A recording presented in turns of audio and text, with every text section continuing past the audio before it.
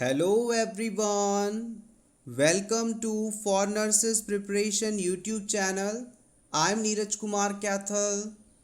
Today is 17 of August 2022 and today's important MCQs for upcoming nursing recruitment exams are: first question.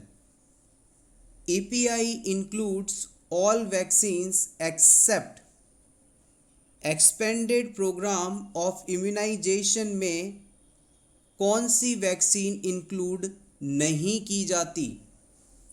Diphtheria, pertussis, tetanus, measles, mumps, rubella, polio, BCG.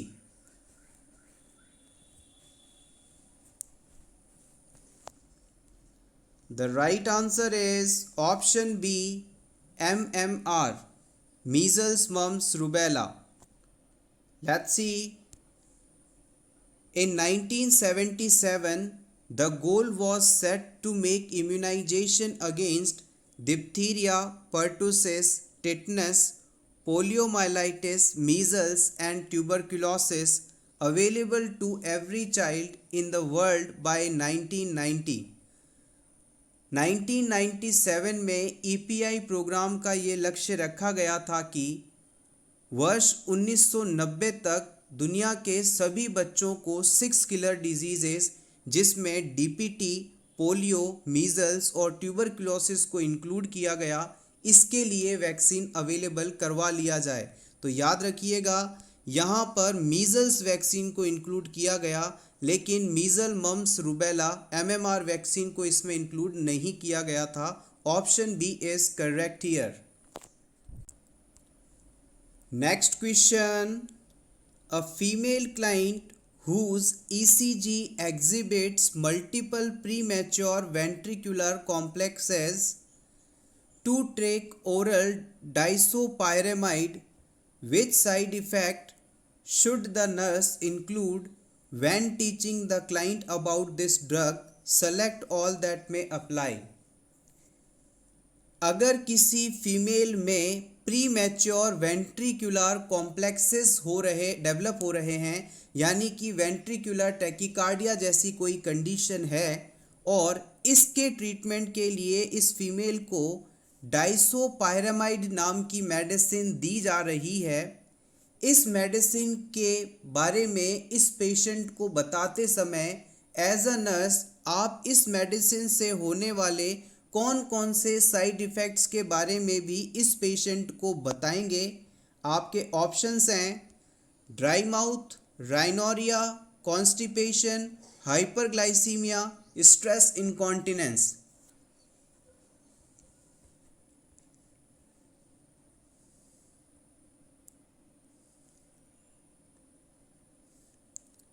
One by one in सभी के बारे में discuss करते हैं। इस medicine में anti cholinergic properties होती हैं, इस वजह से क्लाइंट में ड्राई माउथ देखने को मिल सकता है एज अ साइड इफ़ेक्ट। ये बिल्कुल सही जवाब है। नेक्स्ट हम बात करते हैं राइनोरिया। राइनोरिया क्या है? राइनोरिया का मतलब है क्लाइंट की नोज से थिन वाटरी डिस्चार्ज का निकलना राइनोरिया कहलाता है। इस ड्रग में एंटी कोलिनर्जिक इफेक्ट होते हैं और इस इफेक्ट के कारण राइनोरिया नहीं देखने को मिलेगा। So option 2 incorrect.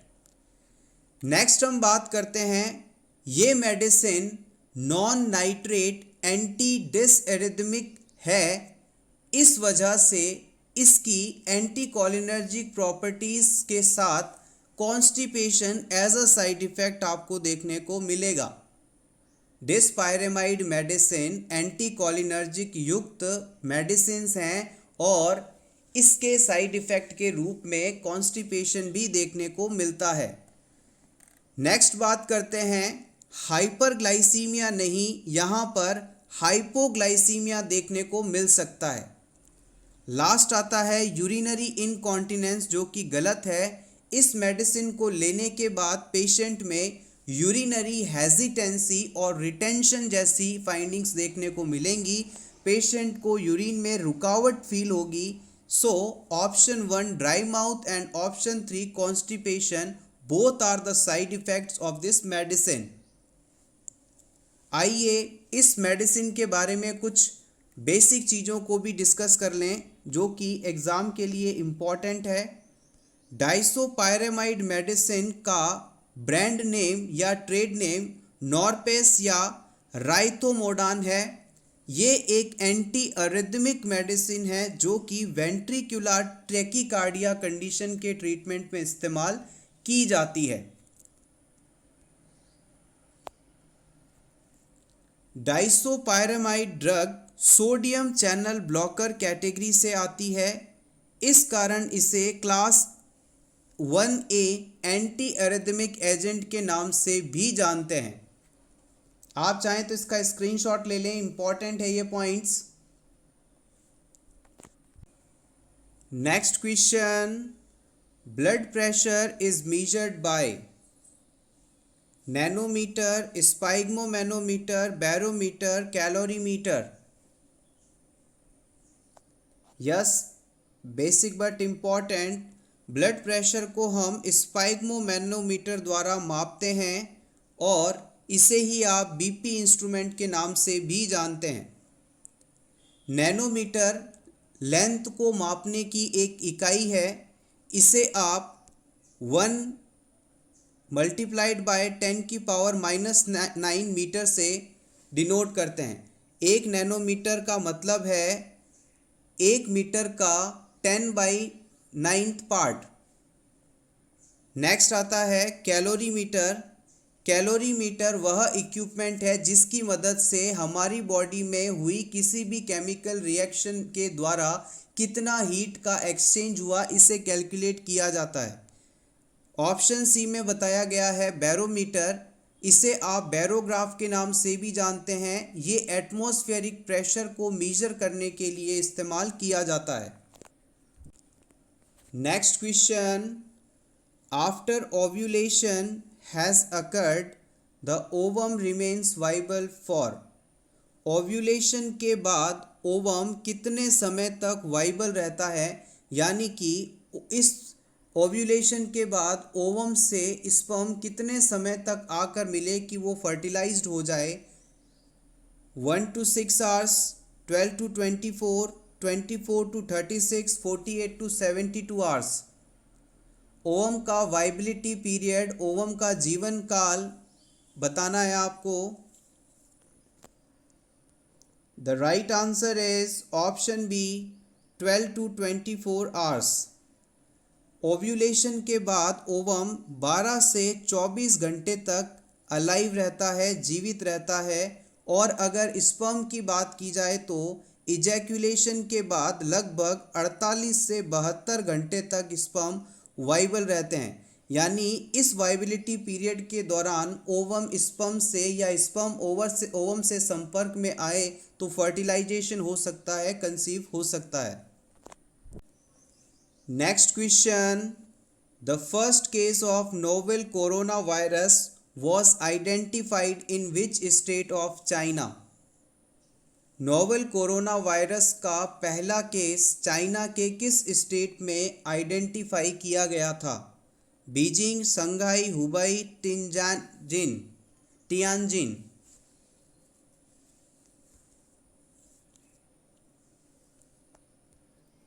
The right answer is option C Hubei. याद रखिएगा, चाइना में नोवेल कोरोना वायरस का पहला case Wuhan, Hubei province China में रिकॉर्ड किया गया था, आइडेंटिफाई किया गया था।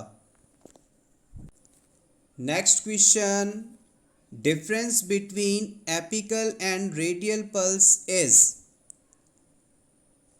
Pulse pressure, pulse deficit, pulse oximeter, pulse पैराडॉक्सिस।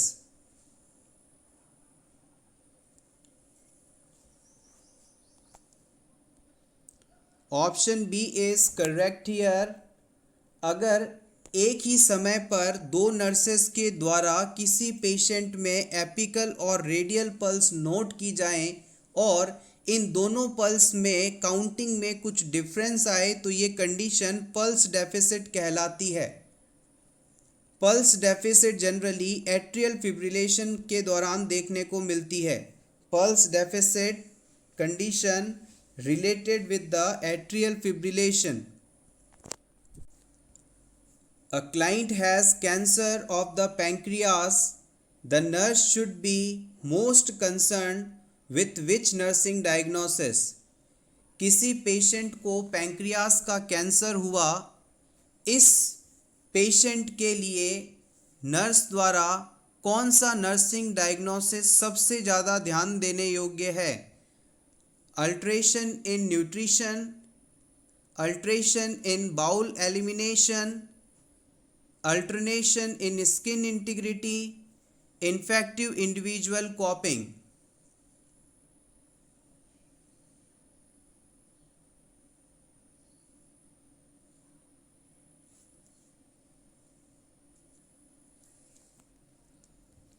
The right answer is option A.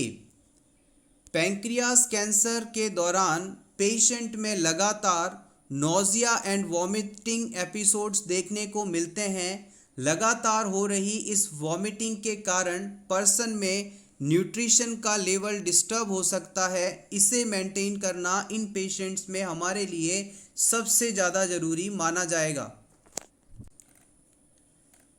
Next question, which of the following need to tie perform before radial arterial cannulation to evaluate radial and ulnar artery patency. किसी client में यदि आपको radial artery में कैन्युलेशन करना है या यूं कहें एबीजी का सैंपल लेना है आपको रेडियल आर्टरी से, तो इस सैंपल को लेने से पहले रेडियल आर्टरी सही तरह से सर्कुलेशन कर रही है या नहीं, इसमें किसी प्रकार का रुकावट तो नहीं, इसे आइडेंटिफाई करने के लिए कौन सा टेस्ट करवाया जाता है? Allen, angiography, Buerger's test, capillary refill time.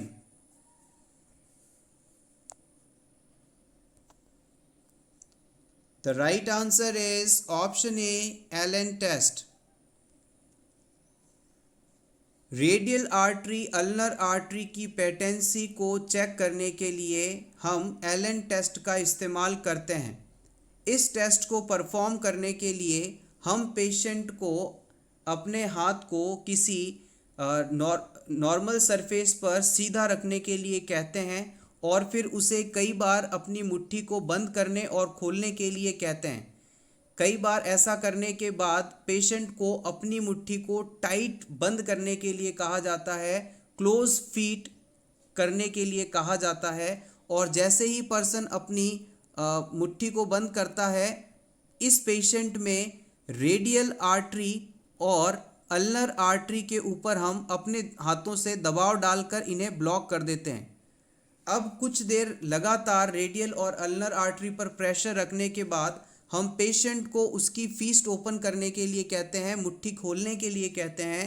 जैसे ही पर्सन अपनी हाथ की मुट्ठी को खोलता है, उसके हाथ की हथेलियाँ सफ़ेद दिखाई देती हैं, ब्लेंचिंग दिखाई देती है वहाँ पर, और फिर इस सिचुएशन के बाद हम रेडियल आर्टरी से अपना हाथ हटाते हैं, यानी प्रेशर रिलीज़ करते हैं। जैसे ही प्रेशर रिलीज़ करते हैं, यहाँ से ब्लड पूरी हथेली में फैलता है।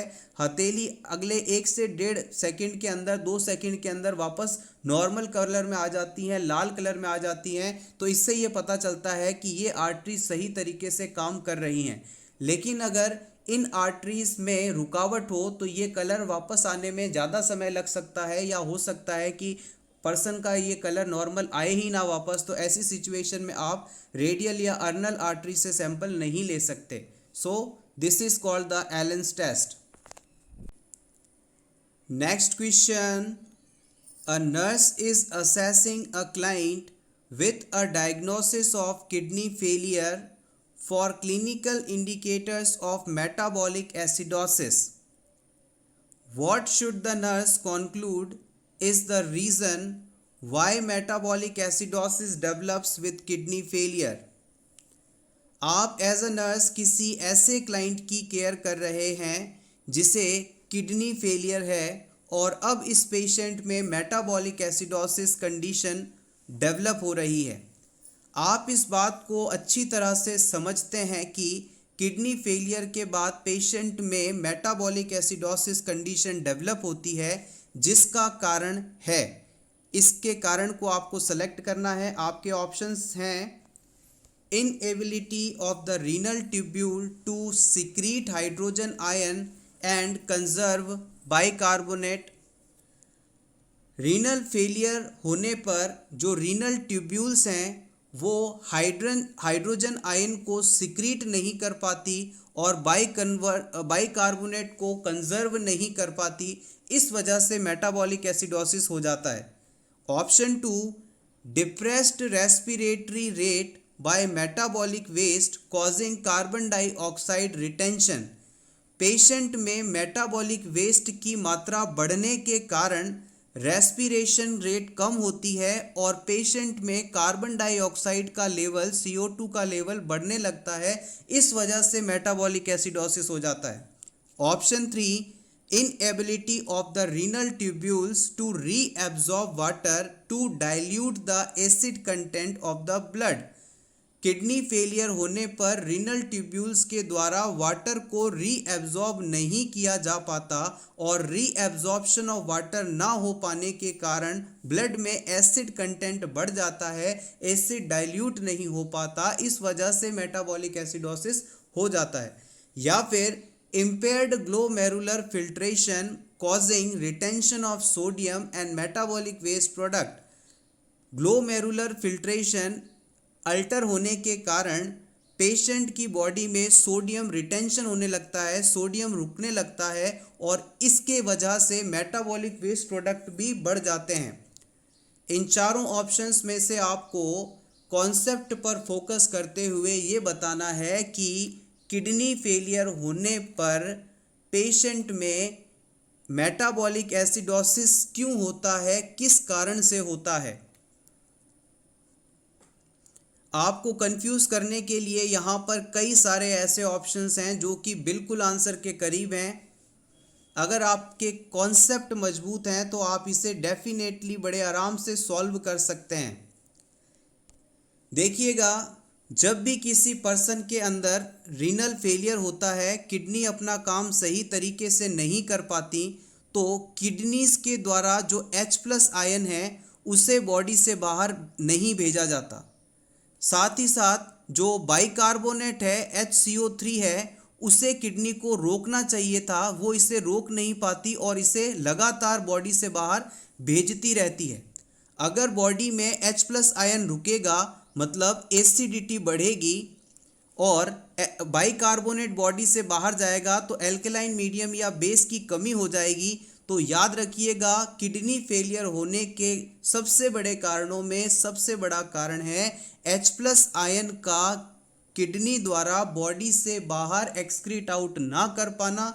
बजाय इसके, इस सिचुएशन को मैनेज करने के लिए किडनी HCO3 को रिटेन करना चाह रही थी, लेकिन HCO3 एक्सक्रीट होता रहता है। एक बार फिर से इसे समराइज सिंपल कर देते हैं। जब किसी क्लाइंट में किडनी फेलियर हो जाता है तो किडनी के द्वारा H+ आयन जो कि एसिडिटी को कॉज करता है, एसिड एनवायरनमेंट कॉज करता है, उसे बॉडी से बाहर भेजना चाहिए था, लेकिन किडनी ये नहीं कर पाती। बॉडी में इस एसिड बेस को मैनेज करने के लिए इस सिचुएशन में किडनीज के द्वारा HCO3 यानी बाइकार्बोनेट को होल्ड करना था, ये बॉडी में इसे रोक नहीं पाती, होल्ड नहीं कर पाती, इसे लगातार एक्सक्रीट करती रहती है और इन दो फिनोमिनास के कारण किडनी फेलियर वाले पेशेंट में मेटाबॉलिक एसिडोसिस कंडीशन देखने को मिलती है।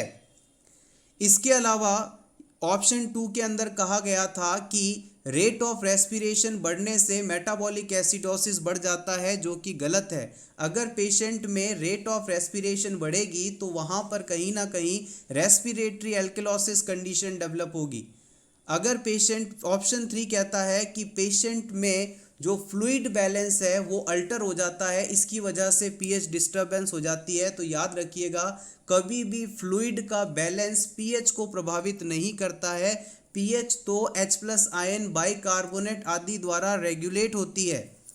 लास्ट ऑप्शन के अंदर कहा गया था कि सोडियम की रुकने के कारण जो मेटाबॉलिक वेस्ट प्रोडक्ट भी है वो रुक जाते हैं और पीएच अल्टर होती है, जो कि गलत है। सोडियम वाटर का दोस्त है। सोडियम अगर बॉडी में रुक रहा है तो इसके साथ वाटर भी रुकेगा और फ्लूइड का लोड बढ़ेगा, ना कि पीएच बदलेगी। So it is also incorrect option. Next question, size of rectal tube used in adult while giving enema. किसी अडल्ट में यदि आप एनीमा लगा रहे हैं तो किस साइज की ट्यूब आप यूज करेंगे? 10 से 14 फ्रेंच, 12 से 18, 18 से 22 या 22 से 30 फ्रेंच?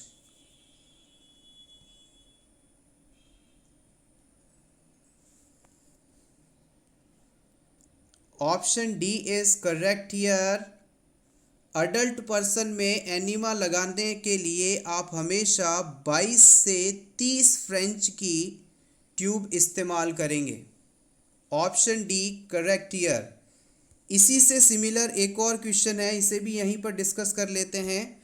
मान लीजिए आपको किसी चिल्ड्रन में, किसी बच्चे में एनीमा लगाना है, तो यहाँ पर किस साइज की ट्यूब इस्तेमाल करेंगे आप? Options are same. The right answer is option C. बच्चों में एनीमा लगाने के लिए 18 से 22 फ्रेंच की ट्यूब इस्तेमाल की जाती है। आइए फ्रेंच का एग्जैक्ट वैल्यू कितना होता है इसे भी जान लें। अगर आपसे कोई कहे कि एक फ्रेंच कितने mm का होता है तो आप बताएंगे 0.33 mm।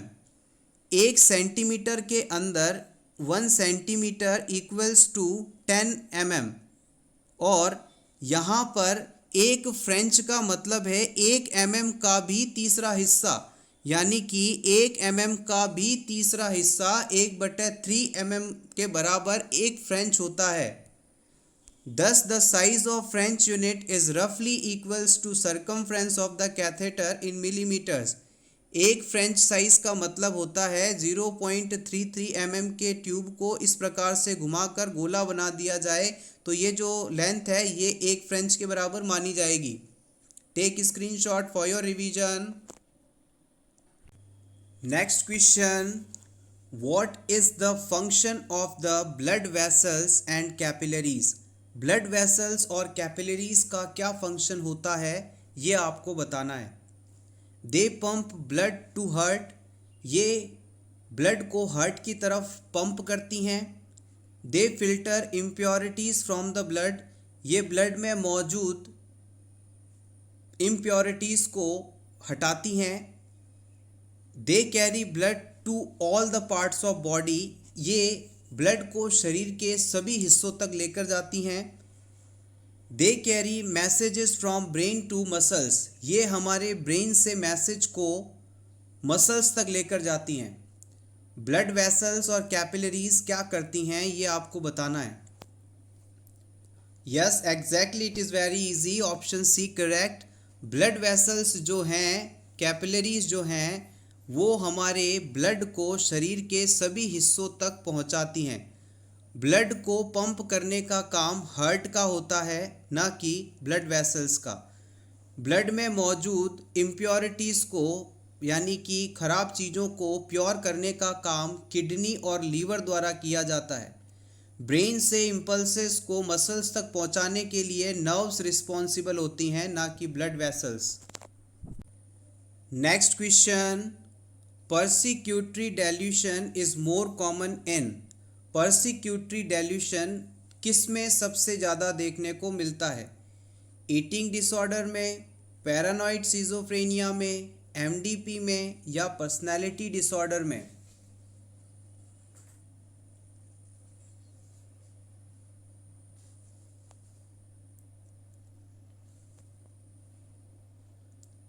The right answer is option B, paranoid schizophrenia में। Let's see details. Paranoid delusions को ही हम डेल्यूशन ऑफ परसिक्यूशन के नाम से जानते हैं या इसे ही आप पर्सिक्यूटरी डेल्यूशन भी कहते हैं। reflect profound fear and anxiety along with the loss of ability to tell what real and what not real। Persecutory delusion या पैरानॉइड डेल्यूशन से सफरिंग पर्सन हमेशा ये मानता है कि उसके आसपास मौजूद लोग उसे नुकसान पहुंचाना चाहते हैं, चाहे वो आर्थिक रूप से हो, शारीरिक रूप से हो, किसी भी तरह से पेशेंट को ऐसा लगता है कि कोई उसे मारना चाहता है, नुकसान पहुंचाना चाहता है। इसके अलावा पैरानॉइड डेल्यूशन से सफरिंग पर्सन सच क्या है और झूठ क्या है इस चीज़ को डिफ्रेंशिएट नहीं कर पाता। वास्तव में क्या सिचुएशन रियलिटी में है, क्या फैंटेसी है, इससे अलग वो नहीं कर पाता। Next question, during acute airway obstruction the हेलमिंच manoeuvre means abdominal thrust attempt to. अगर किसी क्लाइंट के एयरवे में कोई चीज़ फंस जाए, इसे निकालने के लिए हेलमिंच मैन्यूवर परफॉर्म किया जाता है। बेसिकली इस हेलमिंच मैन्यूवर या एब्डोमिनल थ्रस्ट द्वारा क्या किया जाता है? Increase systemic circulation, put the pressure on apex of heart, force air out of lungs and stomach, induce emptying of the stomach by vomiting।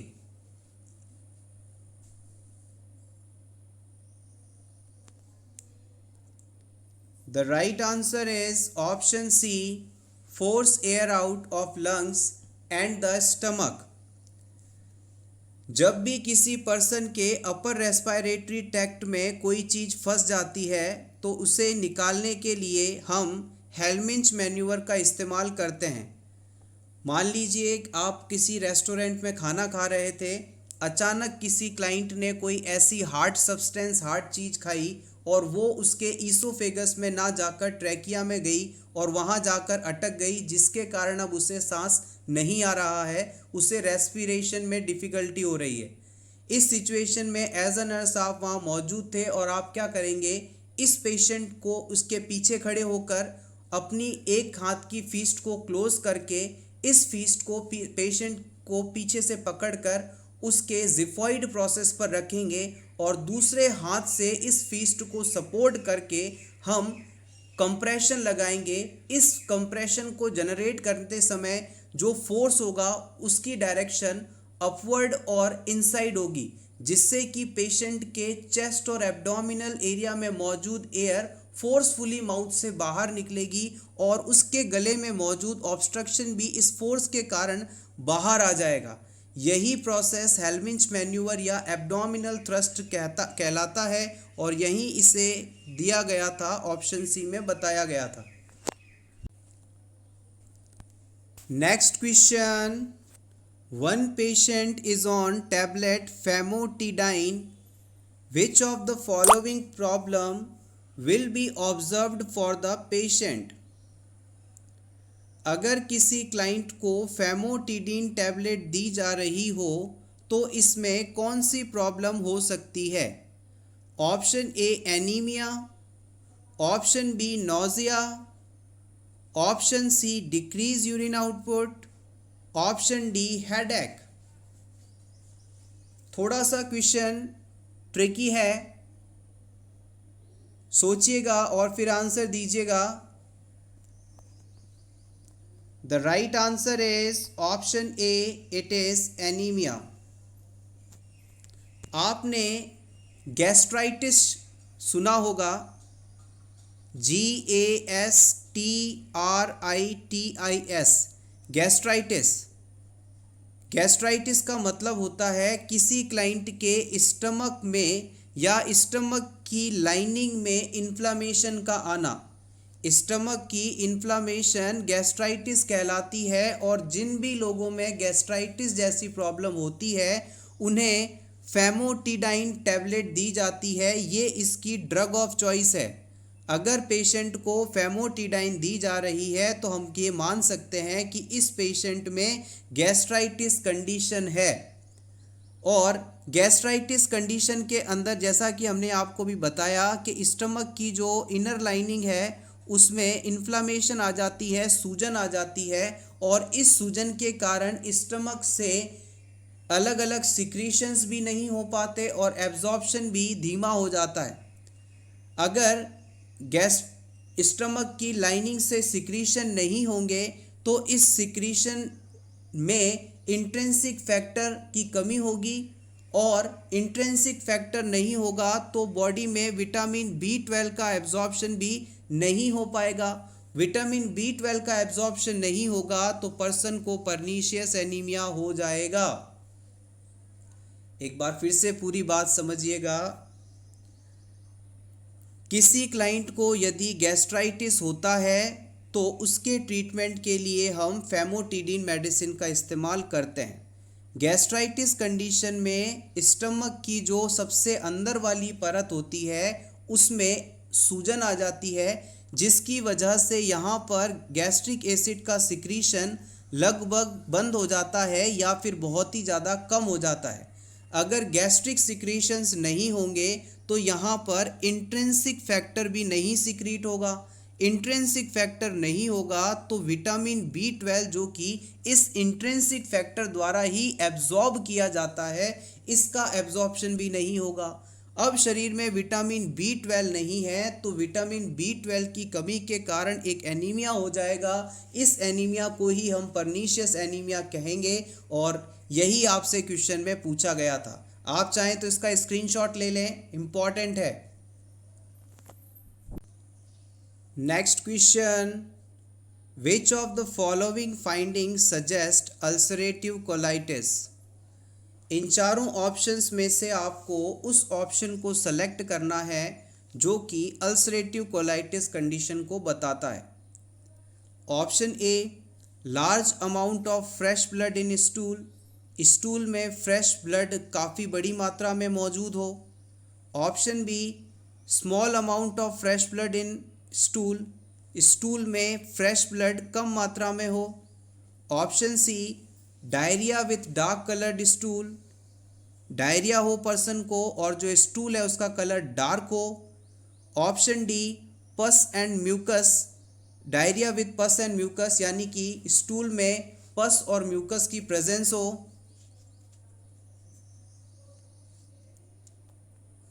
Important question.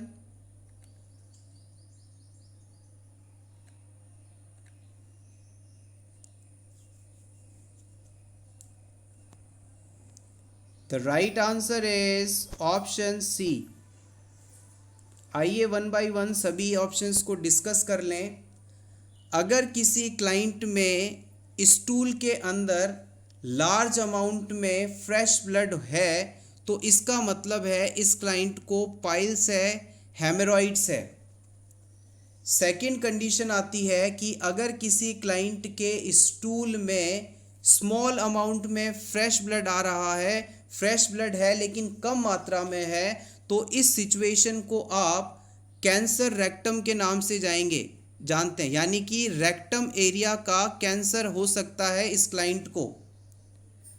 Option C के अंदर हमने बात की है कि पेशेंट के स्टूल में डार्क कलर ब्लड है तो ये अल्सरेटिव कोलाइटिस कंडीशन है। अल्सरेटिव कोलाइटिस का मतलब है पेशेंट की इंटेस्टाइन के अंदर अल्सर्स का हो जाना, जिसकी वजह से ब्लीडिंग होती है, हल्की हल्की ब्लीडिंग होती है और इस ब्लीडिंग के कारण जो स्टूल का कलर है वो डार्क हो जाता है। लास्ट कंडीशन आती है diarrhoea with pus and mucus. ये आपको क्रोहान्स डिजीज़ में देखने को मिलेगी। अगर किसी क्लाइंट के स्टूल में पस और म्यूकस प्रेजेंट है तो ये क्रोहान्स कंडीशन को, क्रोहान्स डिजीज़ के होने को बताते हैं। आप चाहें तो इसका स्क्रीनशॉट ले लें। Next question, International AIDS Day is celebrated on. International AIDS Day कब मनाया जाता है? 1 नवंबर, 1 दिसंबर, 11 दिसंबर, 11 नवंबर।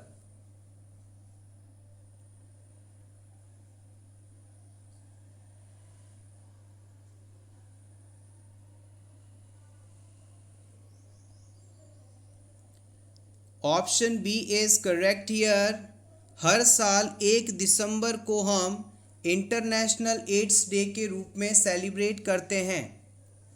1988 के बाद से हर साल 1 दिसंबर को हम इंटरनेशनल एड्स डे के रूप में सेलिब्रेट करते हैं। इस एड्स डे को सेलिब्रेट करने का आइडिया जेम्स डब्ल्यू बर्न और थॉमस नेटर के द्वारा दिया गया था। इस दिन को मनाने का बेसिकली उद्देश्य ये है कि HIV डिजीज़ के लिए, एड्स डिजीज़ के लिए लोगों में अवेयरनेस पैदा की जा सके और जिन लोगों को एड्स है उन्हें सपोर्ट किया जा सके। Next question, a client who abused intravenous drugs was diagnosed with human immunodeficiency virus several years ago. The nurse explains that the diagnostic criteria for acquiring immunodeficiency syndrome has been met when the client किसी client को HIV infection हो चुका है, लेकिन इस person में ads का diagnosis कौन सी फाइंडिंग के मिलने पर ही माना जाएगा, ये आपको बताना है। या यूं कहें कि एड्स होने पर कौन सी फाइंडिंग देखने को मिलेगी। Option 1, contract HIV specific antibodies. Option 2, develops an acute retroviral syndrome. Option 3, is capable of transmitting the virus to others. Option 4, has a CD4 T lymphocyte level less than 200 cells per microliter. कौन सी finding ads से related है? Important question, previous exam में इस question को पूछा गया है।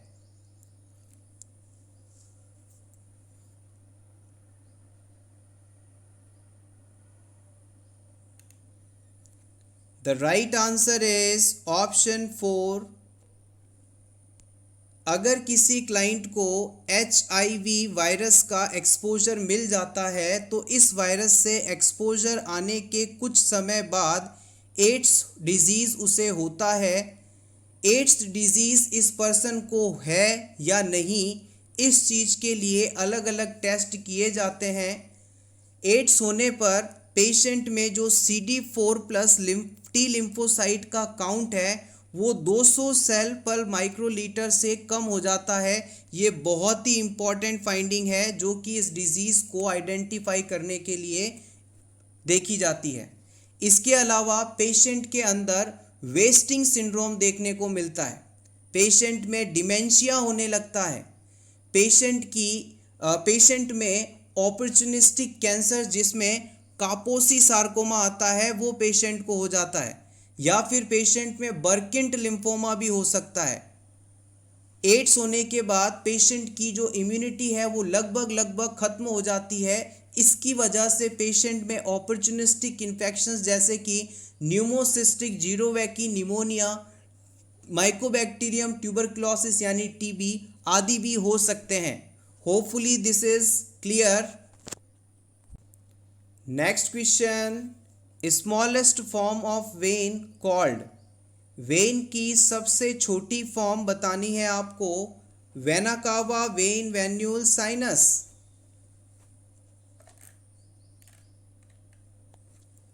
The right answer is option C, it is venule. Vein का सबसे छोटा रूप वेन्यूल है। Artery, arterioles, capillary, venule, vein, इस तरह से ये पूरा सीक्वेंस रहता है। Next question, client who is 32 weeks pregnant has just been admitted to the labour room in first stage of labour. Which of the following clinical manifestation is considered abnormal and should be reported to the physician immediately.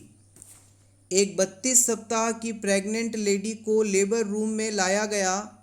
ये अभी first stage of labour में है। इस women में कौन सा finding मिलने पर आप तुरंत डॉक्टर को इन्फॉर्म करेंगे? बेसिकली आपको इन चारों में से जो एबनॉर्मल फाइंडिंग है उसे आइडेंटिफाई करना है। Option A, expulsion of blood tinged mucus plug, women में जो ब्लड टिंग्ड म्यूकस प्लग है वो निकल जाता है। Option B, continuous contraction for 2 minutes duration, women में लगातार कॉन्ट्रैक्शंस आ रहे हैं और हर कॉन्ट्रैक्शन की जो ड्यूरेशन है वो 2 मिनट की है। Option C, feeling of pressure on perineum causing her to bear down, इस वुमेन में लगातार पेरिनियम एरिया पर प्रेशर है जिसके कारण उसे बियर डाउन करने का मन कर रहा है। Option D, expulsion of clear fluid from the vagina, vagina से क्लियर फ्लूइड का एक्सपल्शन होना।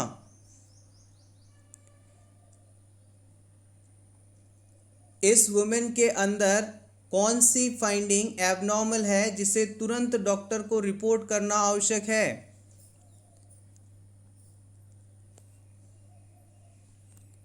The right answer is option B, continuous contraction for 2 minutes duration. देखिएगा, जब भी किसी वुमेन में लेबर की पहली स्टेज होती है, डिलीवरी की पहली स्टेज होती है, तो इस वुमेन में जो यूट्राइन कॉन्ट्रैक्शंस होते हैं वो हर कॉन्ट्रैक्शन सिर्फ 30 सेकंड का होना चाहिए। कॉन्ट्रैक्शन शुरू होगा, पेन शुरू होगा, 30 सेकंड तक पेन होगा, उसके बाद ये स्लो डाउन हो जाएगा। लेकिन अगर किसी वुमेन में लेबर की फर्स्ट स्टेज में ही पेन लगातार 2 मिनट तक रहता है तो ये पेनफुल कंडीशन है, इसे तुरंत डॉक्टर को इन्फॉर्म करना आवश्यक है, अदरवाइज इससे बच्चे को डैमेज हो सकता है। Next question, a person seeing a design on the wallpaper perceive it as a animal, this is an example of. किसी व्यक्ति ने दीवार पर एक डिज़ाइन देखा, वॉलपेपर देखा और इसे देखकर उसे लगा कि कोई एनिमल वहाँ बैठा है, तो ये किस प्रकार की घटना है? डेल्यूशन है, हेल्यूसिनेशन है, इल्यूशन है या आइडिया ऑफ रेफरेंस है?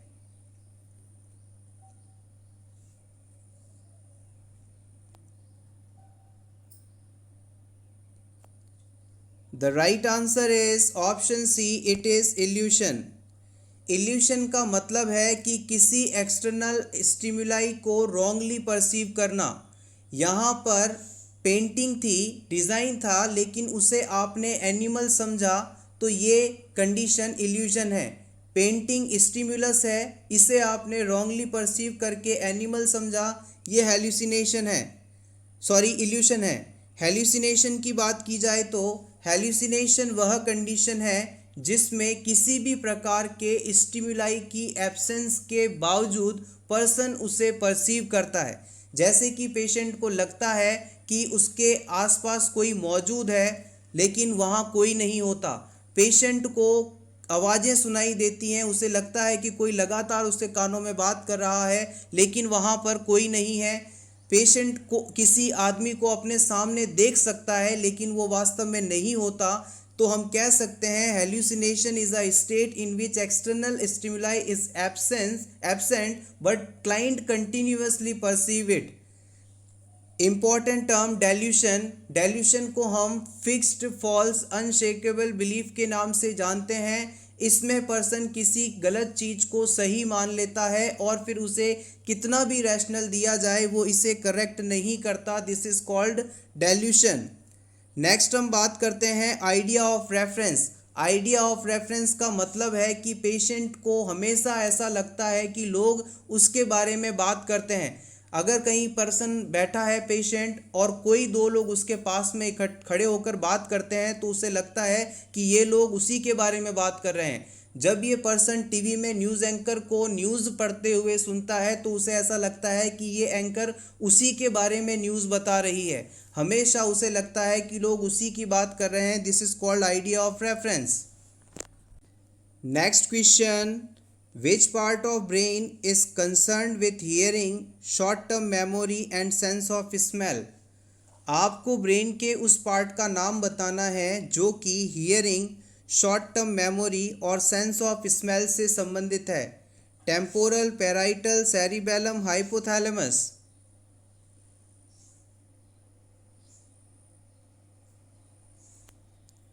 The right answer is option A, temporal lobe हमारे कनपट्टी के पास का एरिया है, सिंपली कहें तो इसी एरिया के द्वारा हमें हियरिंग होती है, सुनाई देता है, बैलेंस को मेंटेन करवाया जाता है, हम स्मेल कर पाते हैं, सूंघ पाते हैं खुशबू को, और शॉर्ट टर्म मेमोरी के लिए ही यही एरिया रिस्पॉन्सिबल माना जाता है। इसे आप हिप्पोकैम्पस भी कह सकते हैं मेमोरी के रिगार्डिंग। तो this is the option A is the correct answer here. Next question, which among the following patient require a sodium restricted diet. इन चारों ऑप्शंस में से आपको उस पेशेंट को सेलेक्ट करना है जिसे सोडियम रेस्ट्रिक्टेड डाइट देना जरूरी है, खाने में नमक या सोडियम को नहीं देना है। फ्रैक्चर वाले पेशेंट को, हार्ट फेलियर वाले पेशेंट को, ग्लोमेरुलोनेफ्राइटिस वाले पेशेंट को, या फिर इन्फ्लामेटरी डिजीज वाले पेशेंट को।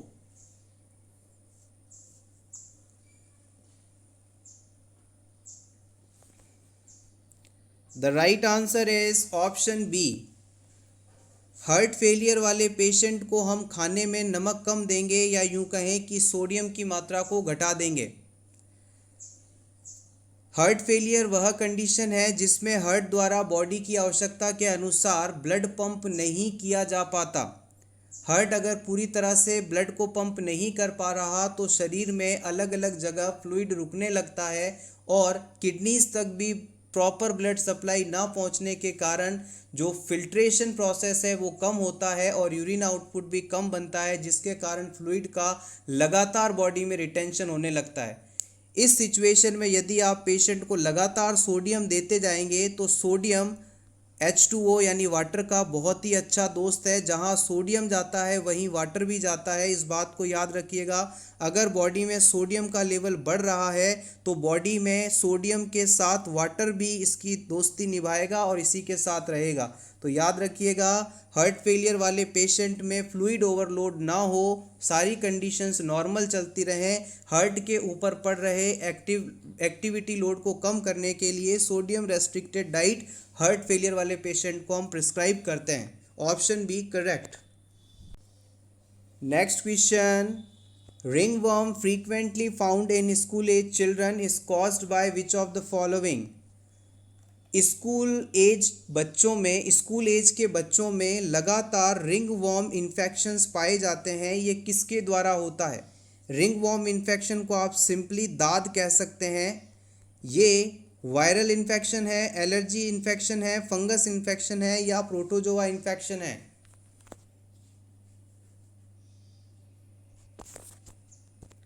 The right answer is option C.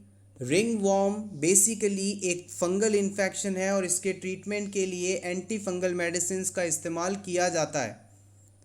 Thank you so much everyone for watching this complete video. Best of luck.